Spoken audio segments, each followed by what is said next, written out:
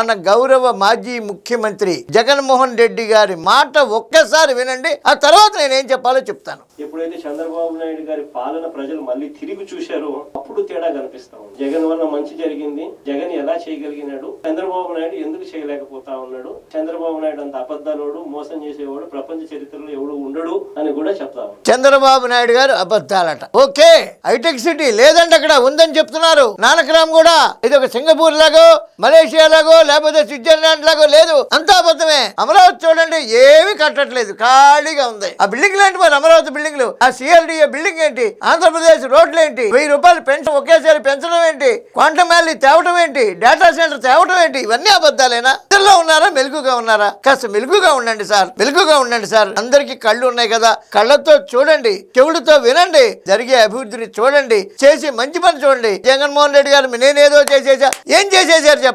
మీరు ఏం చేసేసారు చెప్పండి? విశాఖపట్నం సూపర్ అన్నారు, ఏం కట్టారు? విశాఖపట్నంలో 12 ఆస్తులు తాకట్టు పెట్టి ఒక బిల్డింగ్ కట్టుకున్నారు. చంద్రబాబు నాయుడు గారు సొంత బిల్డింగ్ ఏం కట్టుకోలేదు, 500 కోట్లు పెట్టి ప్రజలకు ఉపయోగపడేటువంటివన్నీ తీసుకొస్తున్నారు. ఇవాళ మహానుభావుడు బిల్ గేట్స్ ని తీసుకొచ్చారు. ఆయన గేట్స్ ఫౌండేషన్ ద్వారా ఆంధ్రప్రదేశ్ కి హెల్ప్ చేయాలనే తాపత్రయంలో ఉన్నారు. నిత్యం ప్రజల కోసం తపన పడే చంద్రబాబు నాయుడు గారిని అబద్ధాలు అని అంటాం మీ విజ్ఞతకే వదిలేస్తున్నాం సార్.